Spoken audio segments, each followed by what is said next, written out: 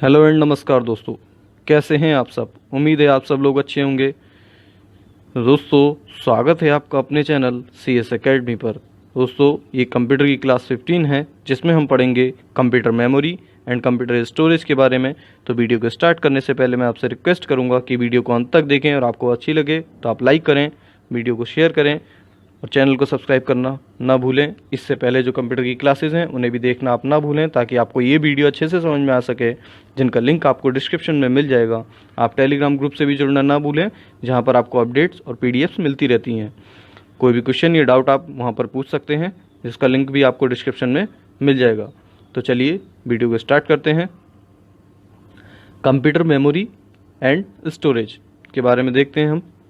तो computer memory and storage, computer की जो मेमोरी होती है वो एक हार्डवेयर का पार्ट है जो डाटा को स्थायी या अस्थायी रूप से स्टोर करता है। कंप्यूटर के अंदर डाटा स्टोर मेमोरी में होता है। फिजिकल मेमोरी होती है एक, जो कि चिप या ड्राइव के रूप में होती है जिसमें डाटा होल्ड होता है, और एक होती है वर्चुअल मेमोरी जो कि सिर्फ फिजिकल मेमोरी को एक्सपेंड करती है। कंप्यूटर मेमोरी की दो तरीके की होती है। इस प्रकार से हम ये कह सकते हैं, एक प्राइमरी मेमोरी जो कि मेन मेमोरी कहलाती है, और दूसरी सेकेंडरी मेमोरी जिसे hard disk, optical disk, floppy disk, pen drive इत्यादि। इनके बारे में हम विस्तार से जानेंगे। तो चलिए आगे देखते हैं।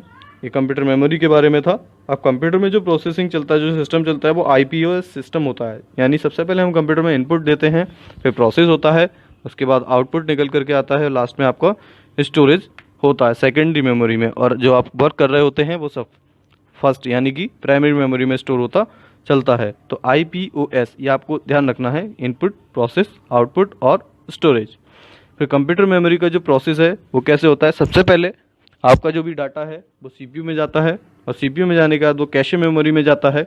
कैशे मेमोरी के बाद डाटा रैम में जाता है, यानी सीपीयू और रैम के बीच में कैश मेमोरी काम करती है। रैम के बाद हार्ड डिस्क में जाता है, यानी कैश मेमोरी और हार्ड डिस्क के बीच में रैम काम करती है। ये क्वेश्चंस आपसे ऐसे ही पूछे जाते हैं कि रैम किसके बीच में काम करती है, कैश मेमोरी और हार्ड डिस्क। जो भी ऑप्शन होगा वहाँ आप टिक कर करके आएंगे। तो कंप्यूटर मेमोरी टू टाइप्स की होती है। यहाँ टाइप्स हम देख सकते हैं, टाइप्स ऑफ मेमोरी। नंबर एक, प्राइमरी मेमोरी। प्राइमरी मेमोरी को हम इंटरनल मेमोरी या टेम्पररी मेमोरी या मेन मेमोरी भी कहते हैं। ठीक है, सही। सेकेंडरी मेमोरी को external memory, permanent memory, auxiliary या बैकअप मेमोरी भी कहा जाता है। तो नाम आपको ध्यान रखने हैं, किसी भी नाम से आपसे पूछा जाता है। तो आई होप आपको इतना समझ में आया होगा। तो चलिए आगे बढ़ते हैं। आगे हम देखते हैं मेमोरी के बारे में। मेमोरी जो होती है, मेमोरी का चार्ट बना हुआ है। ये आपको याद करना है कि मेमोरी में प्राइमरी मेमोरी, सेकेंडरी मेमोरी होती है, और प्राइमरी में सीपीयू एंड मेन मेमोरी होती है। सीपीयू में रजिस्टर्स होते हैं जो कि काफ़ी स्पीड से डाटा को स्टोर करते हैं। फिर कैशे मेमोरी होती है, जैसे कि बताया था, रैम और हार्ड डिस्क के बीच में काम करती है। मेन मेमोरी में आपके रैम और रोम दोनों होते हैं।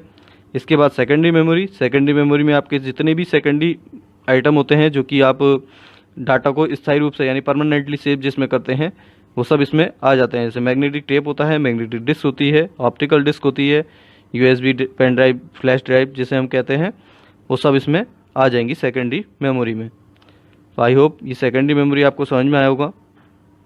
आइए पढ़ते हैं हम प्राइमरी मेमोरी के बारे में। प्राइमरी मेमोरी, जिसे हम प्राथमिक मेमोरी भी कहते हैं। Primary memory is also called semiconductor और मेन मेमोरी। प्राइमरी मेमोरी को हम सेमीकंडक्टर मेमोरी या फिर मेन मेमोरी भी कहते हैं। Semiconductor memory is made of silicon chip. ये सिलिकॉन चिप की बनी होती है, और आपको याद रखना है कि जो सिलिकॉन है, सिलिकॉन वैली किसे कहते हैं? बंगलुरु को, जो कि मैंने आपको पिछली वीडियो में भी बताया है कि बंगलुरु को सिलिकॉन वैली कहा जाता है, और इसलिए इसे इलेक्ट्रॉनिक नगर भी बोला जाता है। अब computer data remains stored in chip in this form of electronic elements. Electronic element के रूप में इसमें डाटा स्टोर होता रहता है चिप के अंदर, और you can store million byte data in one chip, यानी कि आप इस एक चिप में लाखों बाइट्स डाटा स्टोर कर सकते हैं। रैम और रोम दोनों एग्जाम्पल हैं किसके? प्राइमरी मेमोरी के। तो आई होप आपको ये प्राइमरी मेमोरी समझ में आ गई होगी। चलिए देखते हैं आगे हम प्राइमरी मेमोरी के जो अंडर में हमने चीज़ें देखी थी। सबसे पहले सीपीयू रजिस्टर है। इन कंप्यूटर आर्किटेक्चर, कंप्यूटर के जो मतलब विकास में, the registers are very fast computer memory. जो रजिस्टर्स हैं वो वेरी फास्ट कंप्यूटर मेमोरी है। ये चिप में लगे, उसमें बोर्ड में लगे होते हैं CPU registers, which are use to execute program operations efficiently. किसी भी प्रोग्राम को एग्जीक्यूट करने के लिए यानी कि उसे रन करने के लिए इस सीपीयू रजिस्टर्स का प्रयोग किया जाता है। This does giving access commonly used values, ये कॉमनली यूज्ड होते हैं जो कि वैल्यूज़ हैं हमारे प्रोग्राम की, उनको सीपीयू को गिविंग करने के लिए। The values which are the point of operation execution at that time, उसी समय पर अगर हमें कोई भी ऑपरेशंस करना होता है या एग्जीक्यूशन करना होता है किसी भी प्रोग्राम का, तो ये वैल्यू प्रदान करते हैं। So for this purpose there are several difference classes of CPU registers, इस पर्पस के लिए सीपीयू रजिस्टर्स कई प्रकार के होते हैं जो कि आपको सीपीयू में दिख जाएंगे।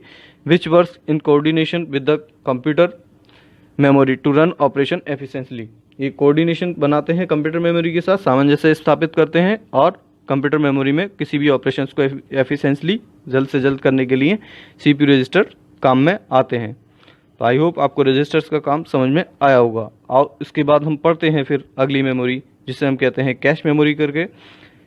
तो कैश मेमोरी क्या होती है, जैसे कि अभी वीडियो के शुरू में मैंने आपको बताया था कि कैश मेमोरी रैम और सीपीयू के बीच में काम करती है, तो वही कैश मेमोरी है जिसमें आपका डाटा पहले स्टोर होता है फिर वो रैम में जाता है, तो कैश मेमोरी कहलाती है। Cache memory makes the processing fast by acting as a temporary fast speed holding area between main memory के एरिया को होल्ड करके रखती है एंड सीपीयू के बीच में, दोनों के बीच में होती है। Computer identifies which information stored in RAM is mostly use at copies it to cache, सबसे पहले कैशे मेमोरी में आपका जितना भी डाटा है वो जाता है और जो कि रैम में आपका जाना होता है। When required computer immediately obtains it from cache, यानी अगर कंप्यूटर को इमीडिएटली किसी भी डाटा की जरूरत पड़ती है तो कैशे मेमोरी से वो तुरंत प्राप्त कर सकता है। तो आपको ध्यान रखना है कैश मेमोरी किसे कहते हैं। दोस्तों आपको सभी मेमोरीज के बारे में पढ़ना है तो बिल्कुल भी बोर होने की आवश्यकता नहीं है, आप वीडियो को चाहे टुकड़ों में देख लें क्योंकि वीडियो हो सकता है थोड़ी लंबी हो जाए, लेकिन आपको पढ़ना सब कुछ है। ये कैशे मेमोरी का फोटो है, ये आप यहाँ पर देख सकते हैं। रैम में इस तरीके से ये जॉइंट होती है जो कि ब्लैक कलर की आप देख सकते हैं, ये कैशे मेमोरी होती है जो कि सीपीयू और रैम के बीच में कार्य करती है। तो उम्मीद है आपको कैशे मेमोरी समझ में आई होगी। आइए अगली मेमोरी के बारे में हम देखते हैं। अगला है रैम। सबसे पहली बात, रैम की फुल फॉर्म आपसे पूछी जाती है जो कि आप बहुत अच्छे से जानते हैं, रैंडम एक्सेस मेमोरी। यदि आपको नहीं पता है तो आप इस रैम की फुल फॉर्म को अच्छे से याद कर लें तो आपको आगे भी काम आएगी। It's temporary volatile storage area utilize by the CPU, ये टेम्पररी मेमोरी होती है जो कि एरिया मिलता है हमें इसमें सीपीयू से कुछ स्टोरेज एरिया प्राप्त करती है। Before a program runs the program is loaded into memory which allows the CPU direct access to the programme.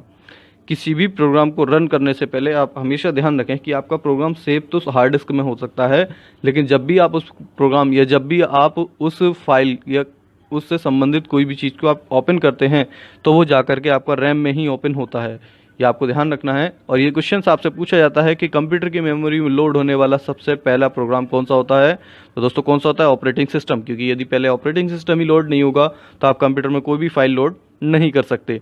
तो ऑपरेटिंग सिस्टम सबसे पहला प्रोग्राम होता है रैम में लोड होने के लिए, और रैम के अंदर रैम आपकी जो निर्धारित करती है कंप्यूटर की स्पीड आदि निर्धारित करती है कि जो स्पीड आएगी वो आपकी कितनी आएगी, जिससे आप अधिक से अधिक तेज़ी से प्रोसेसिंग कर सकते हैं। और जो रैम के प्रकार हैं या कुछ रैम के प्रकार हैं, दो प्रकार की रैम होती है, एक होती है एस रैम और एक होती है डी रैम। तो static random access memory S RAM कहलाती है और ये डी रैम से थोड़ी फास्ट होती है, लेकिन डी रैम के जो आगे कई प्रकार हैं वो इससे ज़्यादा फास्ट होते हैं। डी रैम में डायनामिक रैंडम एक्सेस मेमोरी होती है। ये क्या होता है दोस्तों, एक इंटरवल यानी कुछ समय अंतराल के बाद अपने आप ही रिफ़्रेश होती रहती है, यानी डाटा को सेव करने की क्षमता रखती है। तो डी रैम में सबसे पहले एस डी रैम है जो कि सिंक्रोनियस डायनामिक रैम कहलाती है, और इसके बाद इससे जो मतलब नेक्स्ट जनरेशन ये कह सकते हैं आप, या इससे अपडेटेड कह सकते हैं, DDR2 आती है जो कि double data rate S D RAM होती है, जो कि इससे भी ज़्यादा फास्ट होती है और डाटा रेट जिसका हाई होता है, और एक समय के बाद ये भी अपना रिफ़्रेश होती रहती है। और इससे भी जो लेटेस्ट है वो है DDR3 एस डी रैम जो कि डबल डाटा रेट 3 होती है एस डी रैम। आपको ध्यान रखना है एस डी रैम का पूरा नाम क्या होता है, सिंक्रोनाइज डायनामिक रैम। और DDR2 DDR3 S D RAM, इन सब के भी नाम आपको पूरी तरीके से याद रखने हैं। तो आई होप आपको रैम समझ में आई होगी। आइए आगे बढ़ते हैं, देखते हैं अगली मेमोरी के बारे में। और जो रैम अभी हमने देखी थी वो रैम इस तरीके से होती है। ये फ़ोटो आप इससे पहले की वीडियो में जिसमें हमने CPU के बारे में जाना था उसमें भी आप देख चुके हैं कि रैम क्या होती है। तो आई होप आपको अच्छे से रैम समझ में आई होगी। तो आइए आगे बढ़ते हैं। तो वीडियो को अंत तक जरूर देखना दोस्तों, आपसे रिक्वेस्ट है, चाहे आप टुकड़ों में देखें लेकिन देखें जरूर। तो रोम क्या है? रोम होता है रीड ओनली मेमोरी। इसके बारे में भी आपने सुना होगा और इसकी फुल फॉर्म भी आपने बहुत याद की होगी।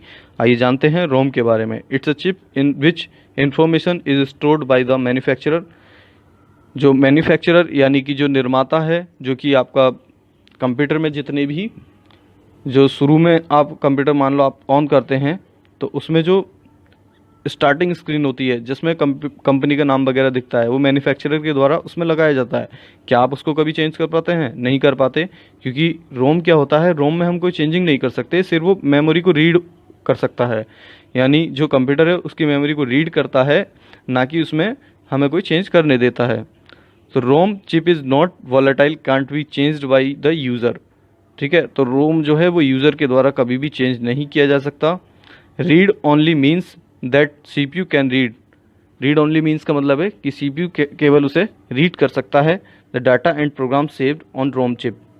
जो भी डाटा या प्रोग्राम उस रोम में सेव है तो उसे CPU सिर्फ रीड कर सकता है। कांट चेंज द इंफॉर्मेशन और इंस्ट्रक्शन गिवन इन कंप्यूटर रोम। उसे चेंज नहीं कर सकता, तो आपको ये ध्यान रखना है। तो रोम के भी कुछ प्रकार हैं यहाँ पर। जब सबसे पहले है पी रोम। पी रोम में क्या होता है दोस्तों? प्रोग्रामेबल रीड ओनली मेमोरी कहलाता है। इसमें ऐसा आप समझ सकते हैं कि इसमें जो भी आपका सेव होता है उसे आप चेंज नहीं कर सकते। एग्जाम्पल के रूप में मैं आपको बताना चाहूँगा कि जिन बच्चों ने अभी 2012 में 12th किया था, उन्हें गवर्नमेंट की तरफ से लैपटॉप प्रोवाइड कराए गए थे।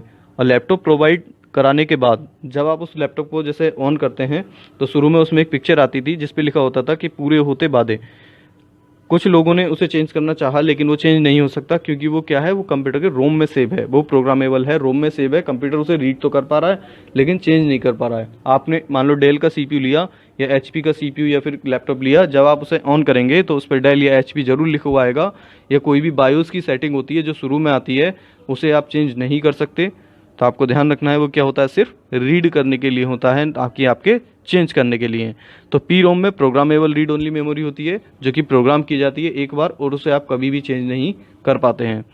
ईपी रोम होता है, ये इरेजेबल प्रोग्रामेबल रोम होता है। इरेजेबल से मतलब ऐसा नहीं है कि आप उसे मिटा सकते हैं दोस्तों। इसे मिटाने के लिए पराबैंगनी किरणें यानी कि अल्ट्रावायलेट रेस की आवश्यकता होती है, जो कि इससे प्रोग्राम को इरेज कर पाती हैं और प्रोग्राम दोबारा से इसमें एंटर किया जाता है, यानी चेंज कर सकते हैं। इसके अलावा आता है ईईपी रोम। ईईपी रोम क्या है?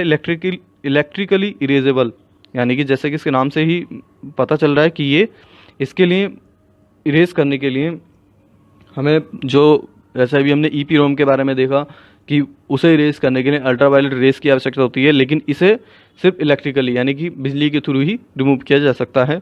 इसके लिए इलेक्ट्रिकली इरेजेबल प्रोग्राम रोम कहलाता है। इसलिए ये ऐसा नहीं है कि इसके लिए भी आपको पराबैंगनी किरणों की आवश्यकता पड़ेगी, और ये उससे फास्ट होता है क्योंकि ये इसका अपडेटेड वर्जन है। तो आपको ध्यान रखना है रोम कितने प्रकार का होता है और किसका क्या क्या काम होता है, ये आपको समझ में आया होगा। यदि नहीं समझ में आता है आप वीडियो को फिर से देखें, और यदि कोई आपका क्वेश्चन या डाउट है तो आप कमेंट बॉक्स में ज़रूर पूछें, या आप टेलीग्राम ग्रुप से जुड़ना ना भूलें, वहाँ पर भी आप इसके बारे में जान सकते हैं।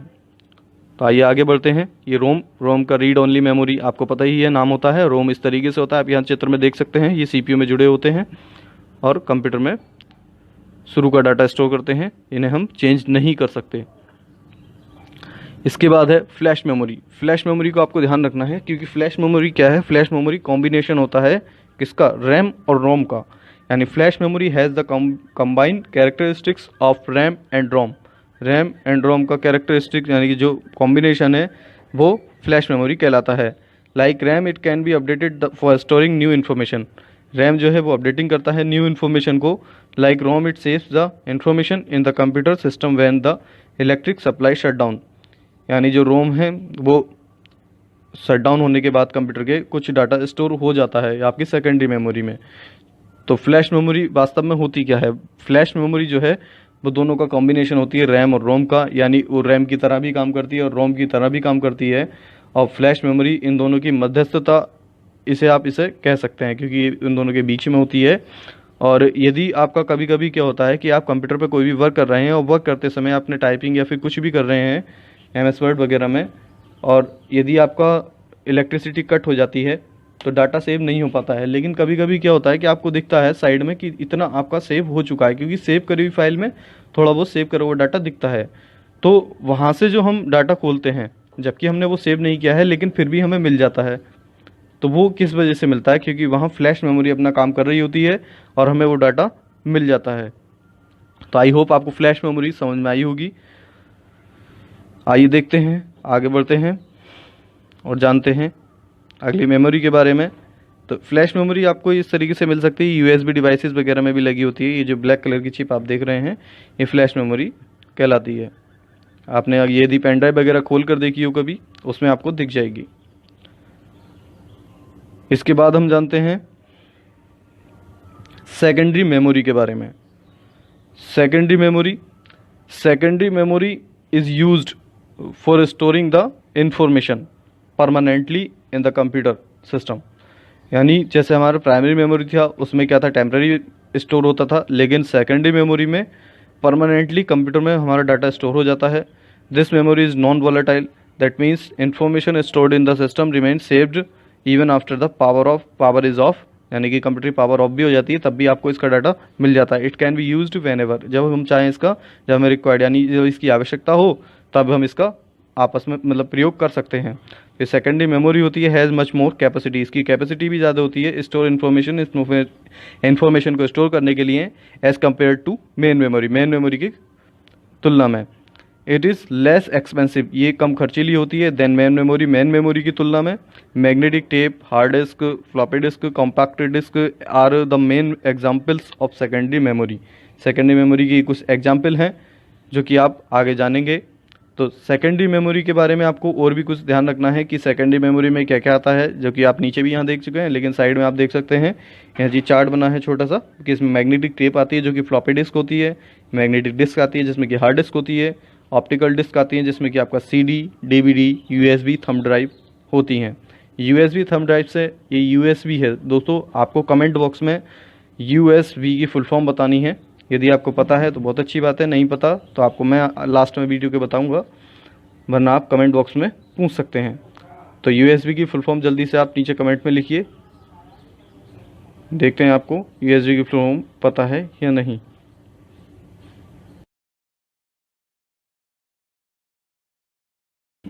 आइए अब आगे देखते हैं दोस्तों अगली मेमोरी के बारे में, यानी फ्लॉपी डिस्क। ये सब सेकेंडरी मेमोरी के उदाहरण हैं। फ्लॉपी डिस्क ये पहले यूज़ होती थी, यदि आपने देखी हो। Floppy disk is a storage device manufactured in 1972-73 by IBM company के द्वारा 1972-73 में फ्लॉपी डिस्क मैन्युफैक्चर की गई थी। इट इज़ रिमूवेबल डिवाइस थी। डाटा ट्रैवलर किसे कहते हैं? जहाँ पर हम डाटा को एक दूसरे से, एक जगह से दूसरी जगह आसानी से ले जाया जा सके, जिसके द्वारा वो डाटा ट्रैवलर कहलाता है। एंड रीराइटेबल यानी कि दोबारा भी इसे राइट कर सकते थे हम। फ्लॉपी डिस्क इज फ्लैट, ये फ्लैट होती थी, सर्कुलर पीसेज यानी गोल पीस में होती थी। Mylar plastic that rotate with in its jacket, एक जैकेट के यानी कि प्लास्टिक के कवर में ये एक रोटेट होती थी, मतलब अंदर जैसे CD रोटेट होती है, ठीक ऐसे ही। The circular plastic film is divided into track and sector, track और सेक्टर में डिवाइडेड थी। It is also known as diskette, इसे डिस्केट के नाम से भी जाना जाता है। The size of floppy disk, size आपको ध्यान रखना है 3.5 इंचेस होता है। एंड स्टोरेज कैपेसिटी सबसे कम नहीं या काफ़ी कम हम इसे कह सकते हैं 1.44 MB या 1.44 MB, ये आपको ध्यान रखना है। ये एक कैपेसिटी होती है फ्लॉपी डिस्क की।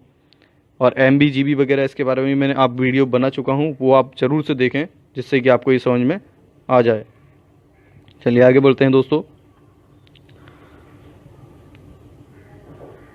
ये फ्लॉपी डिस्क जो होती है आपका, ये चित्र में आप देख सकते हैं कि किस तरीके से होती है। ये इस तरीके से यूज़ की जाती थी, लेकिन अब इसका प्रयोग नहीं किया जाता है क्योंकि इसकी स्टोरेज क्षमता कम है। अब हम जो प्रयोग करते हैं वो हार्ड डिस्क प्रयोग करते हैं। हार्ड डिस्क की कैपेसिटी ज़्यादा होती है इसकी तुलना में, काफ़ी ज़्यादा होती है।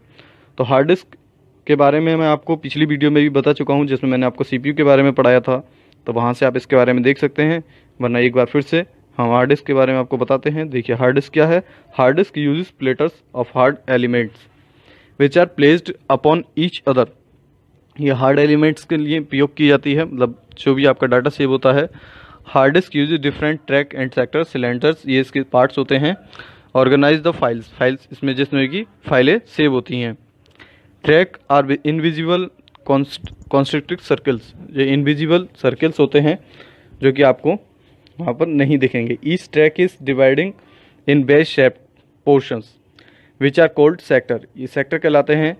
Cylinder passed through each track of stack of platters, cylinder is needed to access files store on a track or sector of various platters. When a hard disk is formatted, track sector and cylinder are determined. Nowadays, are use capacity hard disk available in the market to store the data like 500 GB, 1 TB and even greater. यानी आपको ध्यान रखना है कि जो computer में hard disk होती है उसमें कुछ पार्ट्स होते हैं जो कि प्लेटर्स कहलाते हैं, सिलेंडर्स कहलाते हैं, जहाँ जा करके आपकी फाइलें सेव होती हैं। यदि हम हार्ड डिस्क को फॉर्मेट करते हैं तो ट्रैक एंड सेक्टर इन पर कोई फ़र्क नहीं पड़ता है। और इस समय जो है आपको हार्ड डिस्क काफ़ी कैपेसिटी की मिल जाएंगी। 500 GB तक की हार्ड डिस्क आपकी CPU में आती हैं, या फिर 1 TB तक की।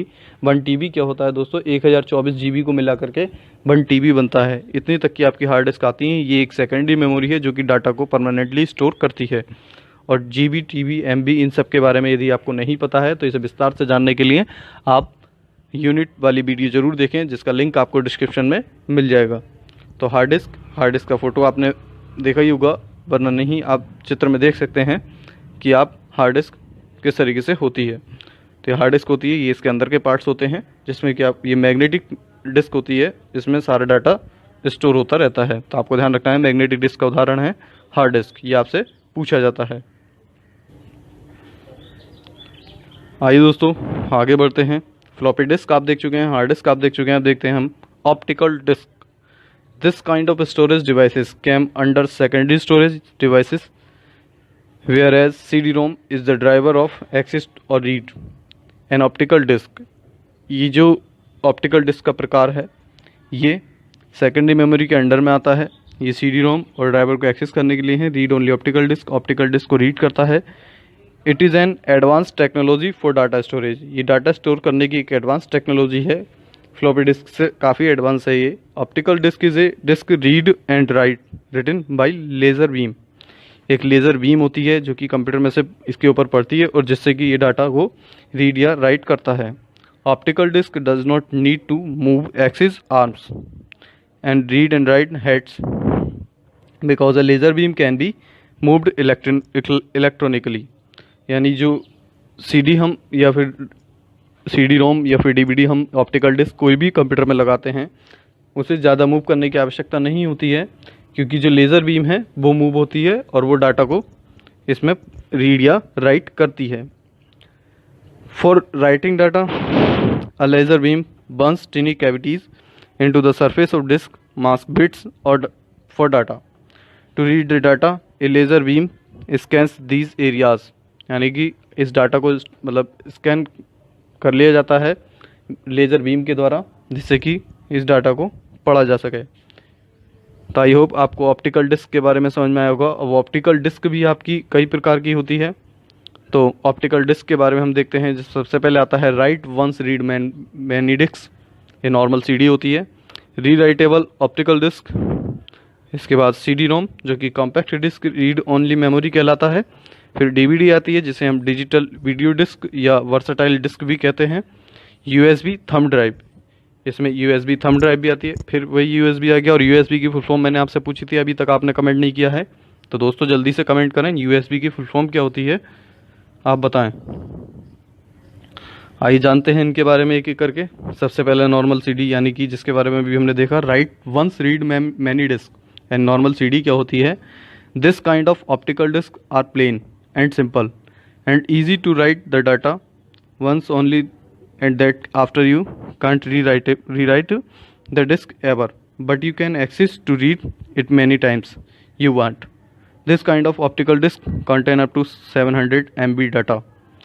तो इस टाइप की जो ऑप्टिकल डिस्क होती हैं प्लेन और सिंपल होती हैं, इसे हम इजी राइट कर सकते हैं और इसमें कोई भी डाटा हम रीराइट कर सकते हैं। बल्कि इसमें जो डाटा होता है हम उसे रीड तो कर सकते हैं लेकिन राइट हम सिर्फ एक बार कर सकते हैं, यानी कि इसमें डाटा एक बार राइट करने के बाद हम इस पर फिर दोबारा से कोई भी डाटा स्टोर नहीं कर सकते। राइट करने का मतलब क्या है, यदि आपने कोई भी एक सीडी बनाई जिसमें आपने कोई भी सॉन्ग्स वगैरह या फिर कोई भी मूवी वगैरह सेव कर दी है और आप चाहते हैं कि उसे बदल करके दोबारा फिर सेव करें, तो ऐसा आप नहीं कर सकते, क्योंकि एक ही बार प्रयोग किया जा सकता है। लेकिन हाँ, आप उसे बार बार सुन सकते हैं, यानी कि बार बार रीड जरूर कर सकते हैं, राइट सिर्फ एक ही बार कर सकते हैं। तो ये आपको ध्यान रखना है इसके बारे में। और इसका जो नॉर्मली जो स्पेस होता है, यानी कि जो क्षमता होती है, वो 700 MB नॉर्मली होती है, जो कि आपने नॉर्मल सीडी में भी देखा होगा। तो सीडी आपको चित्र में देख सकते हैं कि सीडी किस प्रकार से होती है, इससे आपको समझ में आ जाएगा, ये आपने देखी भी होगी। तो आगे बढ़ते हैं दोस्तों, देखते हैं सीडी के बाद हमारा जो अगला टॉपिक था वो है री राइटेबल ऑप्टिकल डिस्क। री राइटेबल ऑप्टिकल डिस्क, जैसे इसके नाम से ही पता चल रहा है कि री राइटेबल है ये। This is an optical disc that can be erased and written upon repeatedly, यानी कि इसे हम बार बार इरेज करके दोबारा से इसमें हम राइट कर सकते हैं। An erasable optical disk has a great deal of data capacity, ये इसकी थोड़ी क्षमता भी ज़्यादा होती है। This kind of optical disk is cost little higher than normal CD ROMs. Normal CD ROM से ये थोड़ी महंगी होती है, क्योंकि हम इसमें बार बार लिख सकते हैं, उसमें सिर्फ हम एक ही बार लिख सकते हैं। तो ये री राइटेबल ऑप्टिकल डिस्क होती है, सेम उसी की तरह होती है, बस दोनों में अंतर कितना है कि ये थोड़ी महंगी होती है और इसमें डाटा हम बार बार लिख सकते हैं, उसमें सिर्फ एक बार लिख सकते हैं। तो ये सीडी इस तरीके से दिखती है, आप इसे चित्र में देख सकते हैं। आइए आगे बढ़ते हैं दोस्तों, अगला है हमारा CD रोम। CD रोम जिसकी फुल फॉर्म होती है CD रोम की compact disc read only memory. This kind of secondary memory, सब सेकेंडरी मेमोरी के ही उदाहरण है ये। Device in an optical disc that is written up to once only by the users environment and the can't be rewritten, यानी कि इसे हम राइट कर सकते हैं, यूज़र अपने हिसाब से इसमें कोई भी डाटा राइट कर सकता है और ये री रिटेबल नहीं होती है, मतलब इसमें हम दोबारा कोई भी डाटा से फिर से राइट नहीं कर सकते, लेकिन हाँ रीड हम कर सकते हैं। As per the optical disc technology this access the data through random address and integrated the data packet access randomly, इसमें से कोई भी डाटा हम रैंडमली उठा करके उसे हम एक्सेस कर सकते हैं। तो राइट का मतलब डाटा को लिखना, यानी कि डाटा इसमें सेव करना है, और रीड का मतलब उस डाटा जो सेव कर वो डाटा है उसे पढ़ना या फिर उस प्रोग्राम को ओपन करना, इस तरीके से है। तो आप बिल्कुल भी कंफ्यूज ना हो। तो आई होप आपको CD रोम समझ में आया होगा। CD रोम को यदि आप देखना चाहें तो चित्र में आप देख सकते हैं CD रोम इस तरीके से होता है, या आपने देखा भी होगा, जैसे कि इस पर लिखा हुआ है 700 MB। तो CD की आपको कैपेसिटी याद रखनी है कितनी, 700 MB, और फ्लॉपी की कितनी थी 1.44 MB। 3.5 इंच उसका साइज़ होता है, 1.44 MB उसकी कैपेसिटी होती है। इसके बाद आगे बढ़ते हैं दोस्तों, इससे देखते हैं हम DVD की full form digital video disc है। बाकी it's even known as digital versatile disc, ये डिजिटल वर्साटाइल डिस्क के नाम से भी जानी जाती है। It's mass storage disc comes normally up to 4.7 GB, ये 4.7 GB तक का डाटा स्टोर कर सकती है। This uses digitally technology to store data in conscious form. It stores more than a normal compact disc. Normal compact disc उससे बहुत ज़्यादा data store हो सकता है, क्योंकि आपको पता है कि उसकी कैपेसिटी सिर्फ 700 MB होती है और इसकी कैपेसिटी 4.7 GB, जो कि काफ़ी ज़्यादा है। It looks similar as compact disc की तरह ही ये लुक्स यानी दिखती है, बट हैज़ ग्रेटर स्टोरेज, में ग्रेटर स्टोरेज कैपेसिटी होती है। DVDs कांट बी रीड और accessed by a CD ROM drive because he has pits. DVD जो है वो रीड राइट नहीं हो सकती CD रोम के द्वारा, क्योंकि इसके अंदर कुछ पिट्स होते हैं। अब पिट्स क्या होते हैं वो आप चित्र में देख करके समझ जाएंगे कि जो CD और DVD होती है पिट्स दोनों में ही होते हैं, लेकिन जो हमारी ये DVD है इसमें पिट्स क्या होते हैं, कुछ ज़्यादा होते हैं। यानी जो स्पेसिंग होती है इनकी डाटा के बीच में, जैसे लेज़र बीम द्वारा पढ़ा जाता है या राइट किया जाता है या रीड किया जाता है, वो पिट्स कहलाते हैं। और ये पिट्स आप चित्र में देख सकते हैं इस तरीके से होते हैं। CD में थोड़े इसका साइज़ बड़ा होता है पिट्स का, लेकिन जो DVD है उसमें बहुत छोटा होता है, यानी इतना छोटा कि हम इन्हें माइक्रोमीटर द्वारा नापते हैं। तो आपको नॉर्मली ये शो नहीं होंगे, ये आपको सूक्ष्मदर्शी द्वारा ही शो हो सकते हैं। चलिए आगे देखते हैं। DVD के बाद आपका आता है USB thumb drive. USB thumb device देखिए यूएसबी की फुल फॉर्म मैंने आपसे 2 बार पूछी, यदि आपको नहीं पता है तो आप ध्यान रखें, universal serial bus, universal serial bus USB की फुल फॉर्म होती है। It is even known as flash drive और पेन ड्राइव, ये पेन ड्राइव की तरह प्रयोग में की जाती है। पेन ड्राइव आप सभी लोग जानते होंगे, is use to store bulk data as per its capacity, ये अपनी कैपेसिटी के आधार पर डाटा को स्टोर करता है। They are small in size, ये साइज़ में बहुत ही स्मॉल होता है, जो कि आप जेब में लेकर के कहीं भी घूम सकते हैं इसे। This is a little faster comparatively, ये लिटिल यानी कि काफ़ी छोटा होता है और काफ़ी फास्ट होता है। This is a plug and play, plug and play का मतलब क्या होता है दोस्तों कि आप इसे सीधे लगाएं और सीधे यूज़ कर सकते हैं, ये इस तरीके से होता है। लेकिन आपको CD DVD को पहले राइट करना पड़ता है सॉफ्टवेयर के द्वारा, लेकिन इसमें ऐसा नहीं है, इसे आप सीधे लगा करके यूज़ कर सकते हैं, इसलिए इसे प्लग एंड प्ले डिवाइस कहते हैं। Which you to insert the USB port, computer के USB पोर्ट में लगाएंगे। Do the data transaction, data का ट्रांजेक्शन लेन देन करेंगे। Remove from that computer, computer से हटा लेंगे। Can use this to other, ताकि आप इधर और दूसरी जगह मतलब किसी दूसरे कंप्यूटर में प्रयोग में कर सकें। One that's why most of time is even known as data traveller, ये टाइम की बचत करती है। और डाटा ट्रैवलर मैंने आपको बताया था किसे कहते हैं, जहाँ पर हम डाटा को एक स्थान से दूसरे स्थान को आसानी से ले जा सकें, वो डाटा ट्रैवलर कहलाता है। तो यूएसबी इसमें काफ़ी मेन रोल प्ले करती है डाटा ट्रैवलर के फॉर्म में।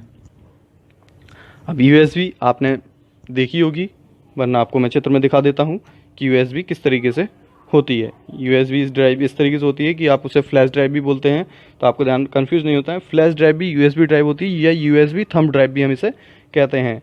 और अलग अलग कैपेसिटी की आती हैं ये 32 GB भी मिल जाएगी आपको, 64 GB भी मिल जाएगी, 8 GB भी मिल जाएगी, 4 GB भी आपको GB के हिसाब से ये मिल जाती हैं।